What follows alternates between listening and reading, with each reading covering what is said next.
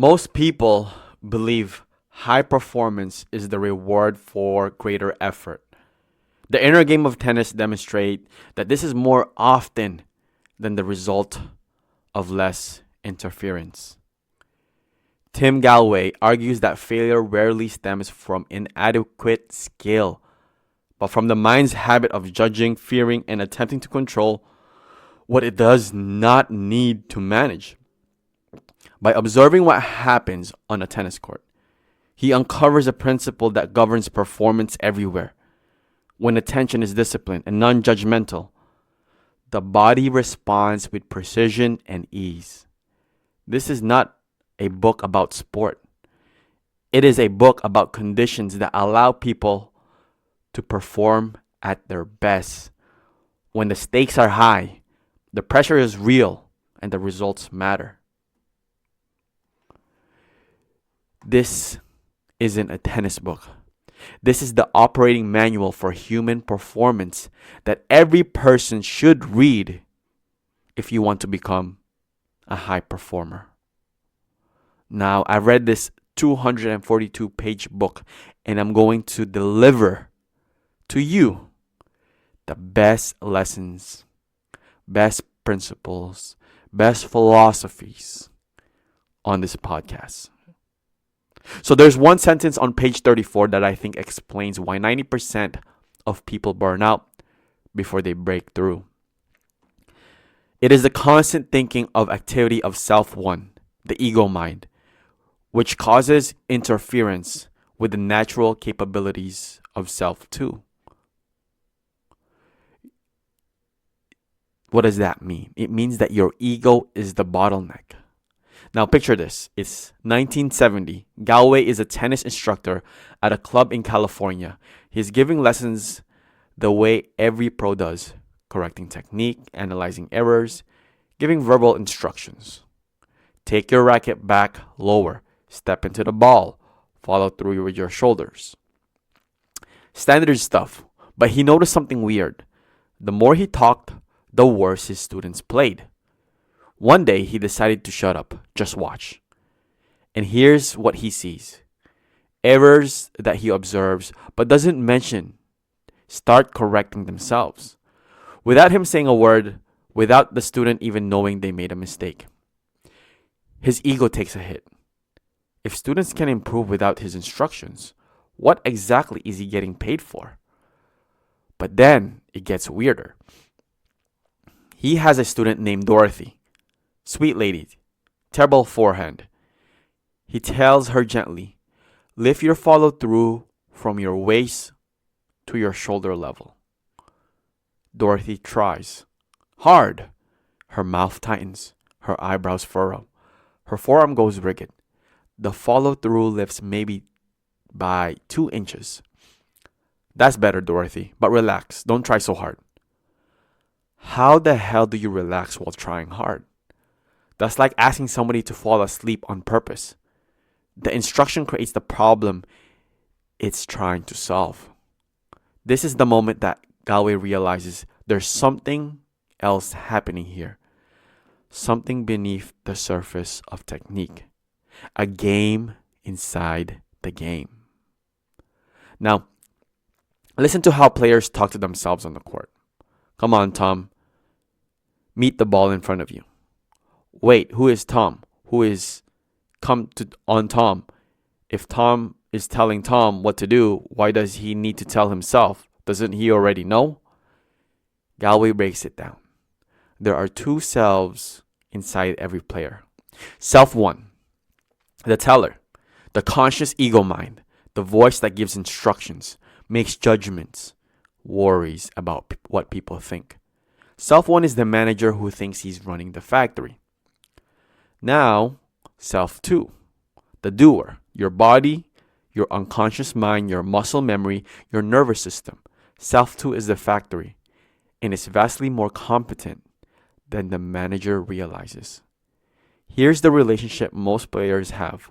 Self 1 doesn't trust self 2 at all. Self 1 thinks self 2 is stupid, uncoordinated, needs constant supervision. So self 1 micromanages. Keep your wrist firm. Keep it firm. Keep it firm. Like Self 2 didn't hear the first time. Meanwhile, Self 2, which controls billions of cells, coordinates thousands of muscles, processes visual data faster than any computer, sits there thinking, I got this if you shut up. So the tragedy? Self 2 doesn't have it. Self 2 learned to walk when you were a baby. Self 2 learned to talk.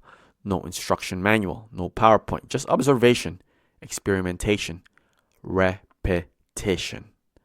Self 2 is a learning machine. Self 1 is the interference. Now, a woman comes to Galway for a lesson. She's about to quit tennis. I can't hit the ball on the strings. I keep hitting the frame. He watches her hit 10 balls. 8 of them hit the frame. Not even close. This isn't bad luck. Something is systematically wrong. First test. Try very hard to hit the center of the racket. She hits 6 of 10 on the frame. Second test. Try to hit the frame on purpose. She hits only 4 on the frame. The ball found the strings more often when she was trying to miss them. Final test. Forget about where it should hit. Just wash the seams of the ball. Let your racket hit wherever it wants. 9 out of 10 balls dead center. What happened? When Joan was trying hard, Self 1 was in control. Muscles tight, mind scattered across 12 different thoughts, overthinking every micro adjustments. When she focused on the seams, Self 1 had nothing to do. The seams absorbed all her attention. Self 2 took over, and Self 2 already knew how to hit a tennis ball. Joan just never gave it permission to show her. This is exactly what happened when Steve Jobs returned to Apple in 1997. The company was drowning in products. Self 1 was running the show, committees, market research, what should we do meetings. Jobs draws a 2x2 grid, 4 products. That's it. He didn't try harder to make better products. He eliminated the interference and let the engineers do what they already knew how to do. Now, what is the state that everybody wants but nobody understands? Well, athletes call it being in the zone, playing out of his mind unconscious. Notice the language. All it describes is the absence of conscious thought. Galway lists the phrases. He doesn't know what he's doing. He's not thinking about it. He's playing over his head. He's out of his mind. A common thread? Self 1 isn't there. When you're hot, you're not thinking about technique. You're not analyzing your grip. You're not trying to replicate your last shot. You're just there, present, watching the ball, reacting. And here's the kicker. This state produces the best performance, not despite the lack of thinking, but because of it. Galway tells you how to kill a hot streak. Ask your opponent what he's doing differently. The moment he tries to analyze his technique, tries to consciously repeat what was happening unconsciously, boom, the streak dies. Why? Because Self 1 came back. And Self 1, despite its good intentions, is terrible at real-time execution. Abraham Maslow studied peak experiences. He found the same pattern across domains: music, art, sports, mathematics. The characteristics were identical. Fully functioning, effortless, free of self-criticism, in the groove, spontaneous, here and now, and not trying. You're probably wondering, not trying? How do you perform without trying? Well, this is where most people's brains short circuit. We've been trained since birth that effort equals results. Try hard, push yourself, no pain, no gain. But Galway makes a critical distinction. Trying hard is Self 1's effort. Doing is self two's effort. Self one effort, tension, overthinking, forcing. Self two effort, flow, focus, allowing. When you let it happen, you're not going limp.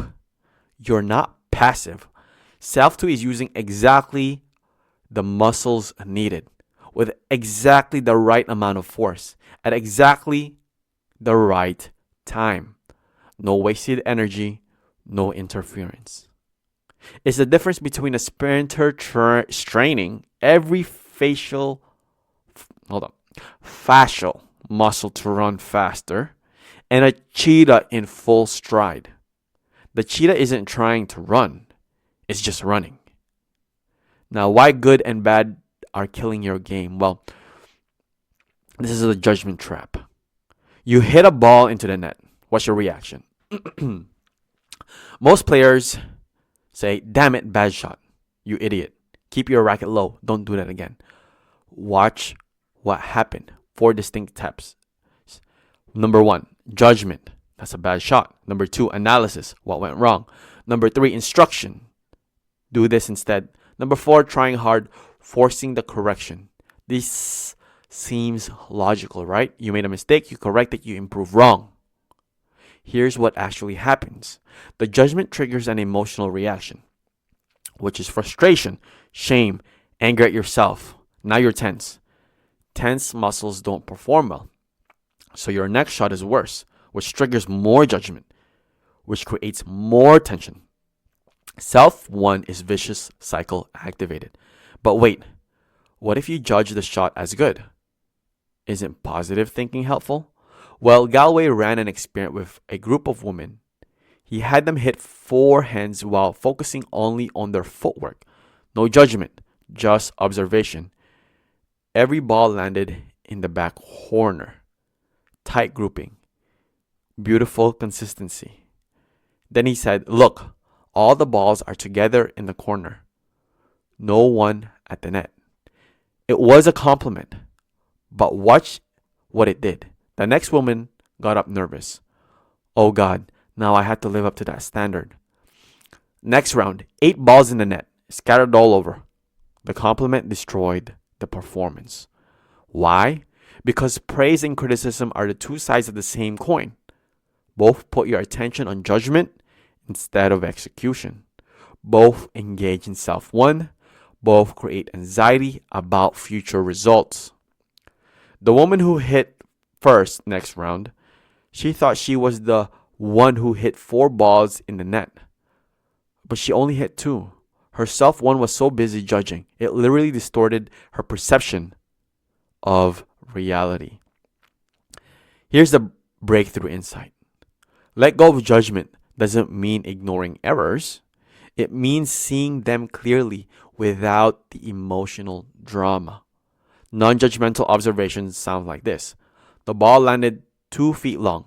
My racket was above my waist on the backswing. The next shot, my racket was lower and the ball landed in. No good, no bad, just facts. Just data. Self 2 uses the data to calibrate automatically without self 1's interference. Now, how learning happens? Well, Galway gives you an analogy that should be tattooed on every person's wall. When you plant a rose seed, you don't criticize it for being rootless and stemless. You don't yell at the bud for not being open yet. You give it water, you give it sun, and you let it develop according to its nature. The rose is perfect at every stage. The seed, the sprout, the bud, the bloom. It's always in the process of becoming what is. Same with your tennis game. Same as your career or business. Same with your startup. Same with you. But we don't treat ourselves like roses. We treat ourselves like a broken machines that need constant fixing. My backhand is terrible. I take my racket back too high. I roll it over. I take my eye off the ball. I didn't step into it. 5 problems. 5 things to fix, 5 opportunities for Self 1 to micromanage and criticize and create tension. What if instead you just observe your backhand? Watch it with interest. The way you watch a rose growing. What is it doing right now? Not what it should do. Not what the book says. What it is actually doing. Here's what Galway discovered when you observe without judgment.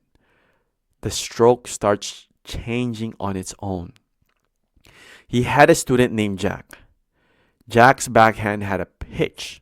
Racket went high, then drop, then came forward. 5 pros had told him to keep it low. Jack knew this. He'd been trying to fix it for years. Galway had him swing in front of a mirror. Just watch. Don't try to change anything.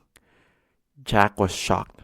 Hey, I really do take my racket back high. It goes above my shoulder. Wait.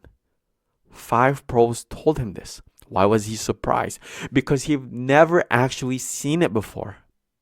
His mind had been so busy judging and trying to fix that he'd never directly experienced what his racket was doing. The moment he saw it clearly, no judgment, no trying, his body corrected effortlessly. The new groove started forming immediately. 10 minutes later, Jack's hitting topspin backhands like it's his natural swing. Because it is. It was always there. Self 1 was just blocking access to it.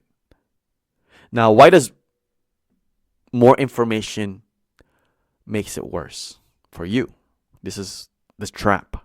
Now, standard lesson looks like this. Okay. The pro, your racket's rolling over on your follow through. You're taking your backswings too late. Your weight's not shifting to your front foot. You're not bending your knees enough. Watch the ball closer. Now here's the student's brain. Racket face flat, early back swing, shift weight, bend knees, watch ball, racket face flat, early back swing, shift weight. By the time the ball arrives, the student is processing 6 instructions simultaneously. Result? Paralysis by analysis. The shot is forced, mechanical, and awkward. Now, here's the problem. Instructions are not experience. Think about it. Where did tennis technique come from originally? Did it fall from the sky, carved on the stone tablets? No. Someone hit a ball a certain way. It felt good. It worked. They refined it through experimentation. Eventually, they tried to put it into words to teach someone else. But words are just representations of experience.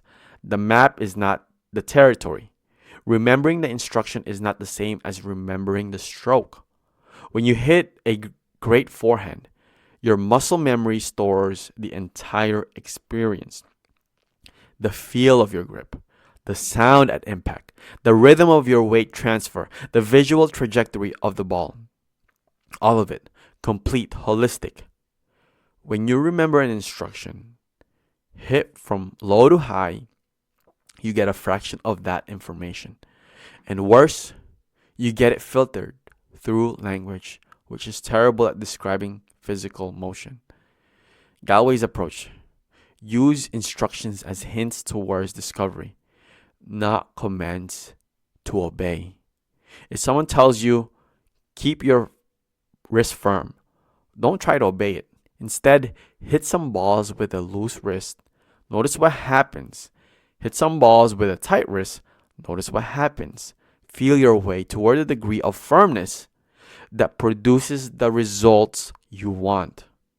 This is learning. This is growth. This is how self too absorbs information and makes it permanent. The instruction is just a signpost. Hey, there's something interesting over here about wrist tension. Self too goes and explores, finds the optimal point, grooves it in. But if you treat the instruction as a rule to follow, Self 1 takes over. Firm wrist, firm wrist, firm wrist. Now your entire arm is rigid. Your shoulders tight. Your jaw is clenched. You're overcorrected. Edison understood this. He didn't read about light bulbs in a book and then try to build one correctly.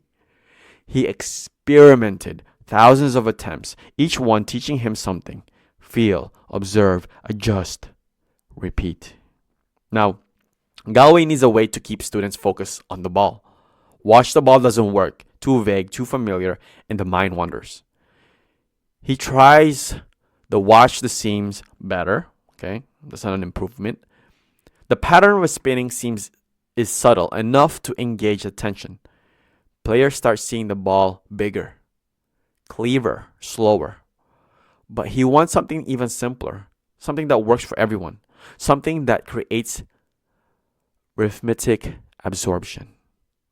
He discovers it by accident. Bounce, hit.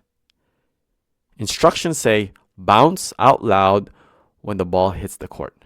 Say hit when it contacts a racket. That's it. Bounce, hit.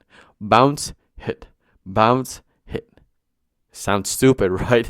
Too simple to work? Well, try it. Seriously, try it. Go hit with someone and say bounce, hit for 5 minutes. Watch what happens. Your mind completely locks onto the ball. You'll see it earlier. You track it better. You're not thinking about your form, the score, or your last error. Your opponent's expression. You're just there. Present, focused. Why does it work? I'm going to tell you why it works. Well, because your brain can't do two things at once. Not really. When you're saying bounce, hit, there's no bandwidth left or self one's commentary.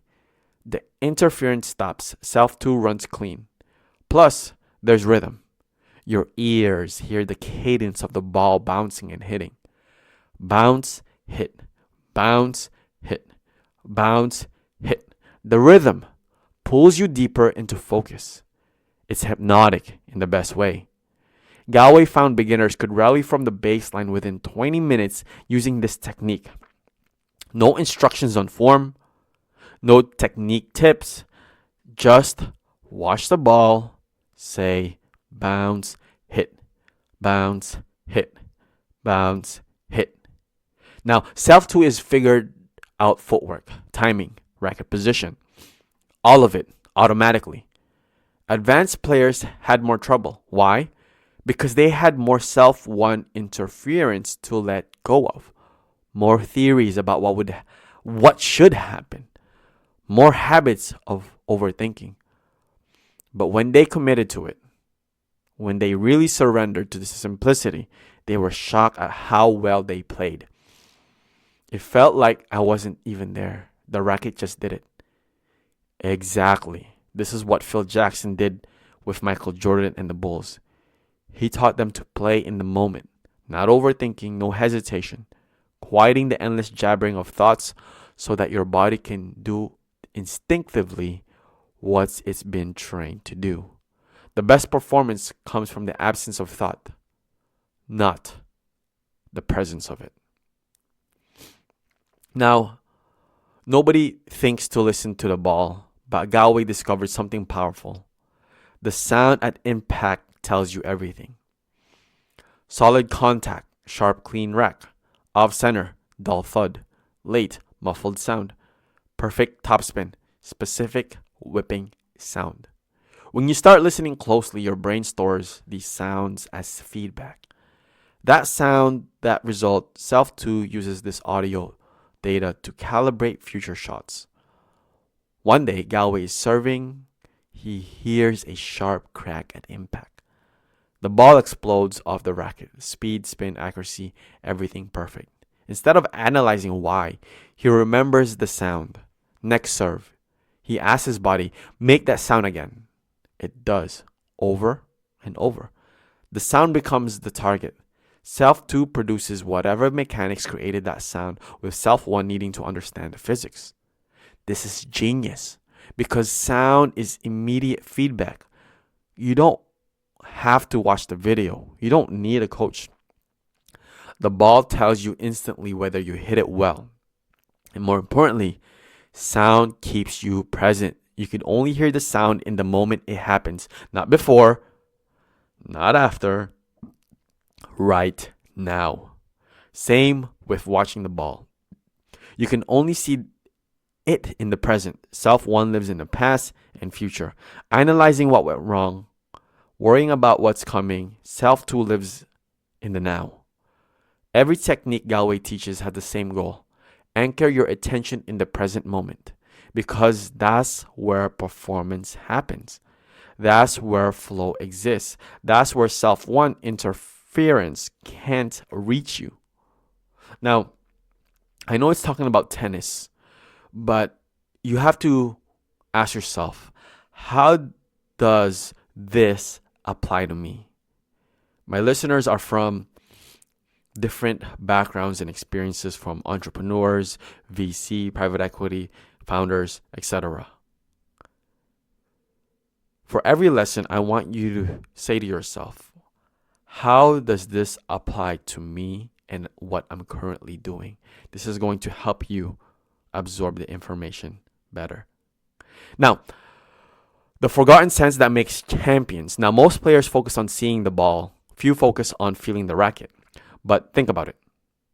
There are two critical pieces of information you need to on every shot. Where the ball is, where your racket is. You can see the ball, but your racket is often behind you, out of your visual field.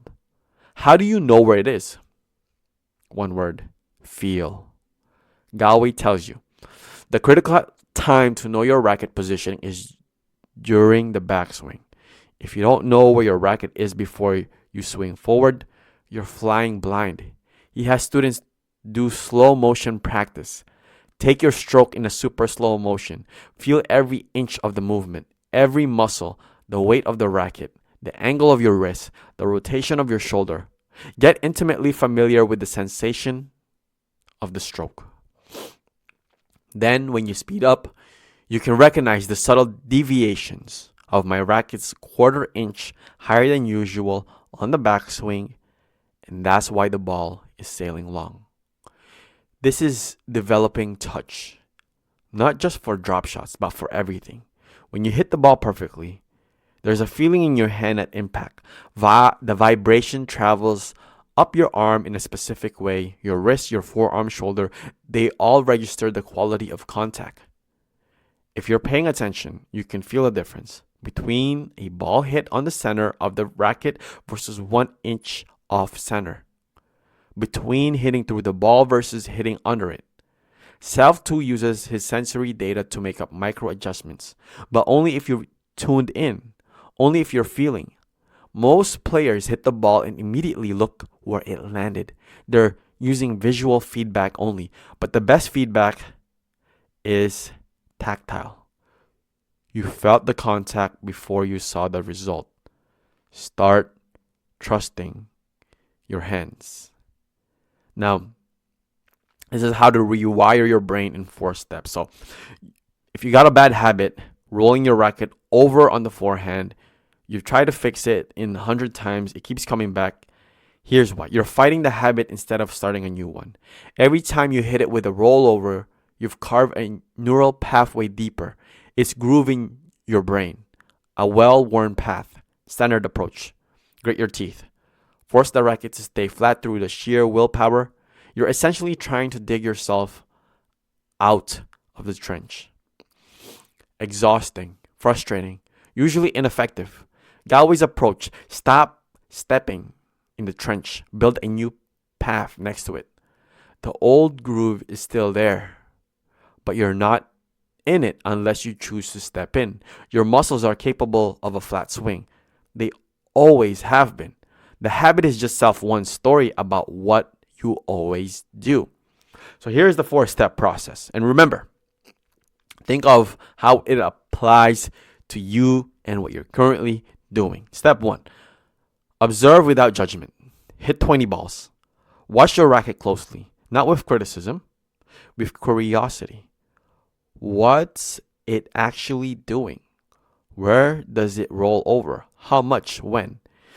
Get a clear picture of the current behavior. Experience it fully. No commentary from self one about how it's bad or wrong. It's just happening. Step 2, create a clear image. Now show self to what you want. Not with words, with pictures and feelings. Hold your racket in the correct follow-through position. Look at it for several seconds. Let self to absorb the visual image. Close your eyes. Swing slowly in the new pattern. Feel what it's like. The position of your wrist, the path of the racket, the finish point. Do this several times. You're programming self to with a target state. Now, step 3, let it happen. Start hitting balls. But don't try to keep the racket flat. You ask self to do it now. Trust it. This is the hardest part. Self 1 wants to help. If it wants to control, it wants to force the correction. Don't. Just keep your attention on the ball. Watch the seams. Say bounce hit. Whatever keeps self 1 occupied and let your body swing. If the first few swings will roll over, don't panic. Don't try harder. Just observe. Oh, still rolling a bit? And let self to continue experimenting. So, step 4, observing the changes. Watch what's happening. Now with judgment, with interest, you might notice a rollover decreasing. You might notice your rhythm changing as a new pattern settles. You might hit some balls out of your timing adjusts. Let the process unfold. Trust that self-to is making adjustments in real time based on the feedback it's getting. After enough repetitions, the new groove will form. You feel it. The swing will start to feel natural, automatic, yours. At some point, hit some balls with all your attention solely on the ball. If the new pattern stays, if the racket stays flat without you thinking about it, you've grooved it. This is how you change any habit. Not through willpower, through awareness, imagery, trust, and observation. Now, Rockefeller didn't break his habit of emotional reaction to business crises through force. He programmed himself by observing his reactions without judgment, visualizing the calm response he wanted, and practicing that response until it became automatic. Same process, different domain. Now, learning to play the one that matters in every tennis match actually contains 2 games happening simultaneously. And this is not just tennis match. This is in life, right? When you're trying to raise money and you get rejected, when your business is not performing well, when your employee leaves, when you're getting a lawsuit, litigation, just anything, okay? There are 2 games happening simultaneously. The first one is called the outer game. You versus your opponent. The goal is to win points, games, sets, matches. The obstacle is the other player's skill. The reward is victory, trophies, rankings. And then there's the inner game. You versus the obstacles in your mind. The goal is to achieve your potential. The obstacle is self-1 interference. The reward is self-knowledge, growth, and freedom. Now, most players prioritize the outer game. Winning is everything. But watch what happens. They tie their self-worth to the outcome. Winning means they're good. Losing means they're bad. This creates massive anxiety because you can't fully control whether you win. Your opponent has a vote. Luck has a vote. Weather, court, conditions, bounce, all factors outside your control. When your self-esteem depends on variables you can't control, you're going to be anxious. The anxiety produces exactly the kind of interference that prevents peak performance. Now, the inner game player has a different priority. Overcome the internal obstacles. Let self-to express its full potential. Winning is great, but winning isn't what proves your worth. Playing with full focus, full trust, full presence, that's victory. Notice the shift. You can't control whether you win the match, but you can control your level of focus. You can control whether you judge yourself. You can control how much you trust yourself too. Galway tells the story of entering the tournament after not playing competitively for 10 years. First round, he's nervous, tight, playing poorly. Facing elimination in the second round, he sits down and asks himself, what's the worst that can happen? I lose 0-6, 0-6, then what? I go home, people ask how I did. I tell them I lost badly. Life goes on. What's the best that can happen? I win 6-0, 6-0, then what? I play another round until I lose eventually. Then I go home. Life goes on. So what do I actually want? The answer surprises him. I want to overcome the nervousness. I want to play freely. I want to win the inner game. With that realization, the pressure evaporates. He walks onto the court relaxed, focused, determined. He loses the match 6-4, 6-4. But he walks off the court feeling like he won. He played well. He was present. He overcame the internal obstacle of anxiety. That's the shift. That's playing the game that actually matters. Now, in the Western culture, is confused about competition. Half of the people think it's everything, the foundation of progress, the engine of excellence. The other half think it's toxic, divisive, aggressive, zero-sum. Both are wrong. Galway cracks the code with a simple observation. Why does the surfer wait for the big wave? The surfer could catch any wave. Small waves are easy, comfortable, safe, but he waits, sometimes for an hour, for the big wave. Why? Because the obstacle is the point. The bigger the wave, the more skill required, the more focus, the more courage. The big wave draws out the surfer's highest capabilities. Without the challenge, those capabilities stay hidden, dormant. The surfer never discovers what he's truly capable of. This is the purpose of obstacles. Not to defeat you, to reveal you. I'm going to say that again. Not to defeat you, to reveal you. Now applies this to tennis, business, life, in your career, in your venture.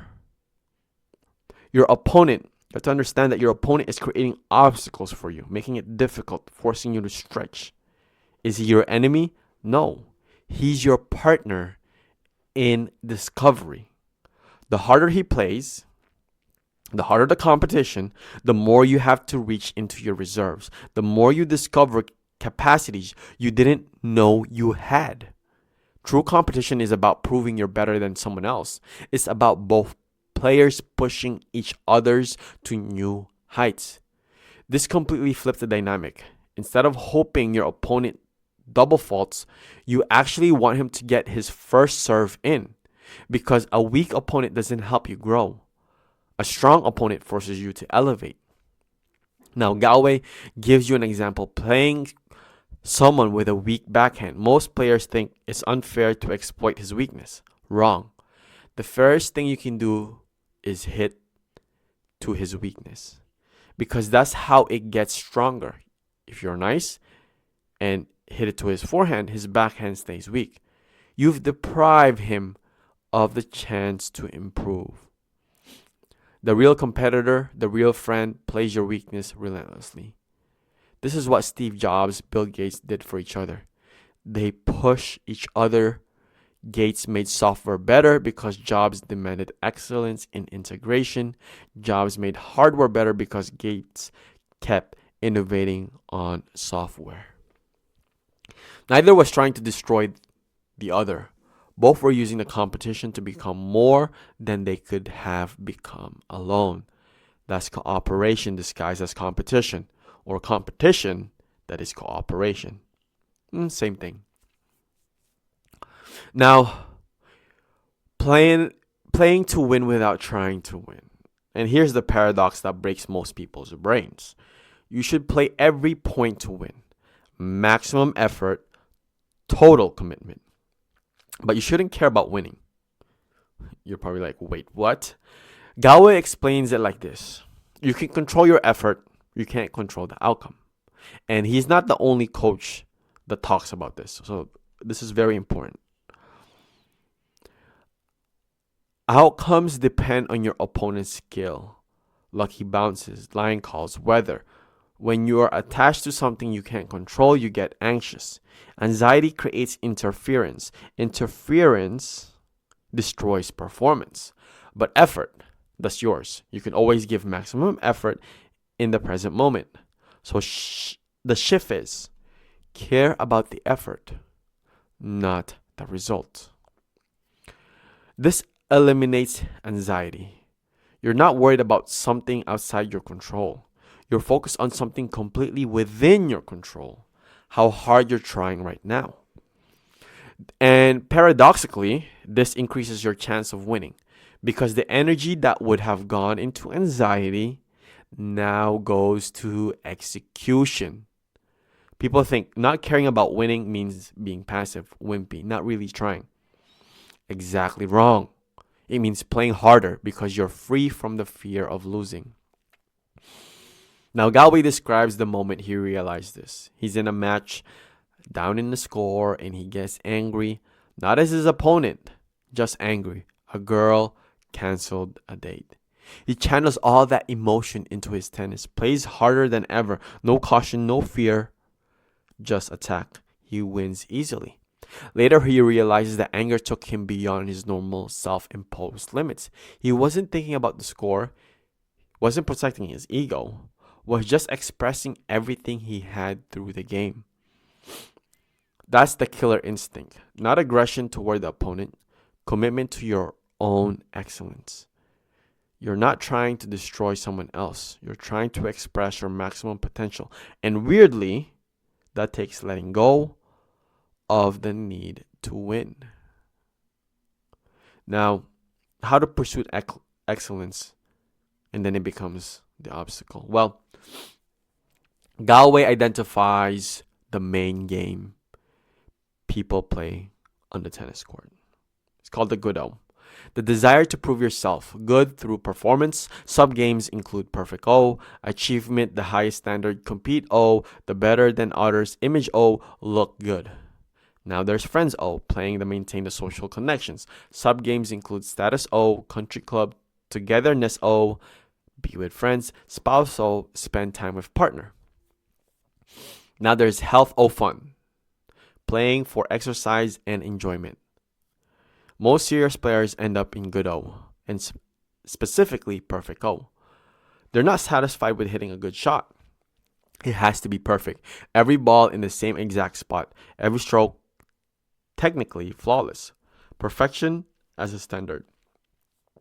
What's wrong with that? Well, isn't excellence the goal? Yes. But the pursuit of excellence and the need to be excellent are different animals. When you're pursuing excellence, you're learning, you're growing, experimenting, enjoying the process of getting better. When you need to be excellent, you're trying to prove something to yourself, to others. Your self-worth is on the line. And here's the trap. The more you need to be perfect, the more anxiety you create. The more anxiety, the more interference. The more interference, the further you get from perfection. Self-one, a vicious cycle again. Galway describes his own evolution. He started as a perfect O player, obsessed with improving, practicing relentlessly, never satisfied. Then he shifted to a pure version, playing only for beauty and excellence, not caring about winning. Sounds enlightened, right? Well, but something was missing. The fire. It was the determination, the edge. He was waltzing around the court, being fluid and wise, but not really competing, not really reaching for his limits. Then one day, after the canceled date, he played with raw intensity and realized there's a difference between ego-driven need to win and authentic desire to win. Ego-driven, I need to win to prove I'm worthy. Authentic, I want to win because I want to see how far I can push myself. The first creates anxiety, the second creates focus. The first is about self-image, the second is about self-discovery. Same action, playing hard to win, completely different internal games. Now, what is winning? Well, Galway's definition is overcoming obstacles to reach a goal. But here's the key. The value of winning is only as great as the value of the goal reached. So, if your goal is a trophy, winning gets you a trophy. Nice. But so what? If your goal is self-discovery, finding the edges of your potential, seeing what you're capable under pressure, then winning gets you knowledge of yourself. That's valuable. That stays with you. Even more important, the process can be more rewarding than victory. Why? Because in the struggle to overcome obstacles, you access resources you didn't know you had. You discover strengths. You grow. The trophy sits on the shelf. The growth becomes who you are. This is why Galway says both players can win. If both are using the match as an opportunity to discover their potential, both benefit. The winner finds out what he can do when pushed. The loser finds out what he needs to work on and where his current limits are. No one is defeated.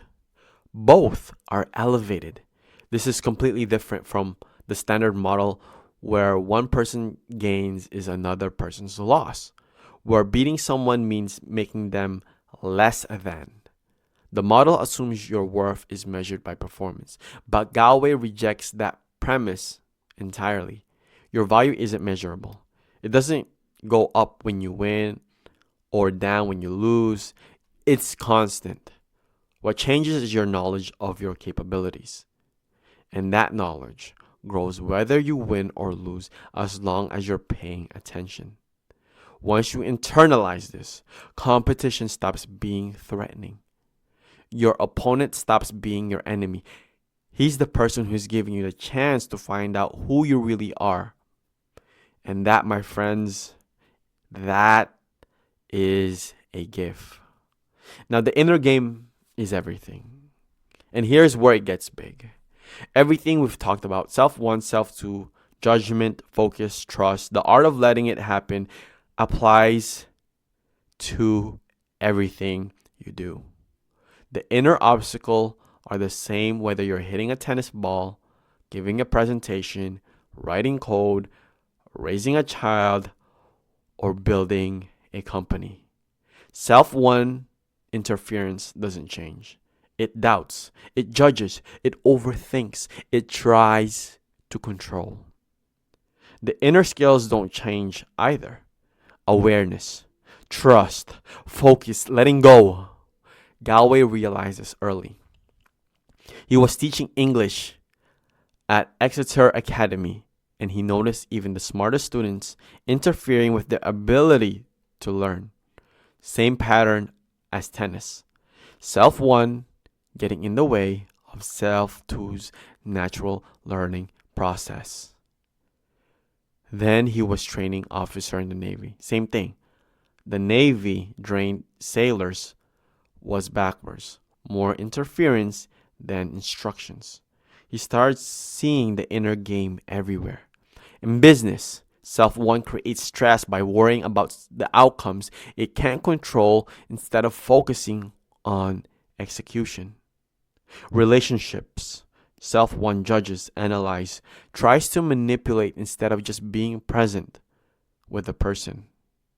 Parenting, self-one wants the child to be certain way instead of trusting the child's natural development. Every domain has an outer game and an inner game. The outer game is an external challenge. Build the product, close the deal, raise the kid, whatever it may be. The inner game is the mental obstacles you create for yourself while trying to achieve the outer goal. And here's the thing. The inner obstacles are always the same. Self-one bag of trick doesn't change much. Which means get good at the inner game once and you get better at everything. Learning to focus on a tennis ball teaches you how to focus in a negotiation. Learning to trust your body to hit a backhand teaches you to trust your instincts in a business decision. Learning to let go of judgment on the court teaches you to let go of judgment with others. It's all transferable.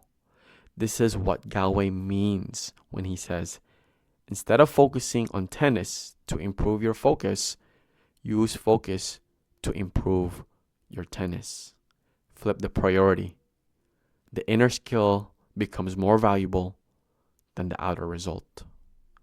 Now, building an unshakable foundation. Now, modern life is designed to create stress, more demands, more information, more pressure, more change, bills, bosses, kids, partnerships, deadlines, competition, advertising, and society telling you to be more, do more, have more. Sounds familiar? Well, it's the same voice as self-one on the tennis court. Hit better, try harder, you're not good enough. Galway's insights. Stress comes from attachment. Self-one gets attached to things, situations, people, outcomes. When change threatens those attachments, self-one freaks out. Freedom from stress doesn't mean giving up everything. It means being able to let go when necessary and knowing you'll still be okay. It's independence, not isolation, not toughness. Inner stability. How do you build it? Same way you build it on tennis court. Recognize that self too has inherent needs. It wants to enjoy, learn, grow, express itself, be free. The question is, what priority are you giving self two's needs versus all the external demands? Most people let external demands drown out the inner voice.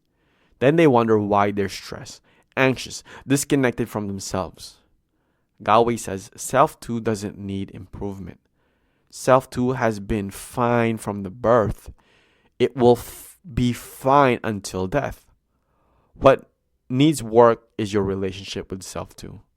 How much you trust it, how much you listen to it, how much you let it lead. The stability comes from knowing. There's a part of me that's always been here that's immune to self-one's drama. That doesn't change based on circumstances. That part is self too, your true self. When you're connected to that, external pressures can throw you off balances as easily. Because your worth isn't riding on external outcomes. You know yourself, not the image, not the performance, the actual self, the stability. And Galway ends the book, okay? Galway ends the book by not answering this question. What does it mean to win the inner game? He says, any attempt to define it is an invitation for self-one to misunderstand it. But he gives hints. Winning the inner game doesn't mean being perfect. It means being present. It means moments when self-one isn't there to ruin it. It means living life without the constant interference of judgment, fear, and doubt. It means trusting yourself so deeply that you can simply be in each moment instead of constantly trying to prove something or protect something. Here's what I think Galway's saying. The inner game never ends. You don't win it once and you're done. It's a practice, daily, moment by moment. Every time you notice self-one judging and you let go of the judgment, that's a win. Every time you focus completely on the present instead of worrying about the future, that's a win. Every time you trust yourself to handle something instead of overthinking it, that's a win. The wins accumulate. You get better at recognizing self-one's interference. Faster at letting it go. Deeper into focus. More connected to self too. And slowly, the quality of your life changes. Not because your circumstances are perfect. Because your more present for them. The ball is just a ball. The match is just a match. The business is just a business. But what you're experiencing, when you're experiencing it, that's what matters. That's the game worth playing. Now, I wrote in my book after finishing this book is that this operating manual I wish I had 15 years ago. Every mistake I made traces back to self-one interference, overthinking strategy instead of trusting my instincts, judging myself for failures instead of learning from them, worrying about outcomes I couldn't control instead of focusing on the execution I could. The insight is not complicated. Get out of your own way. But the practice, that's lifelong. The world is just a laboratory. The real game is everything else. And the beautiful thing, you can start winning right now. This moment, this breath. Stop judging. Start observing. Trust yourself. Focus and let it happen. That's all there is. And it's everything. And if you enjoyed this episode and podcast, leave a like, comment, and share. Share on X. Share on your platforms that you have. Whatever social media platform you use. And I really do appreciate it. And if you haven't already, subscribe. See you in the next episode. Peace.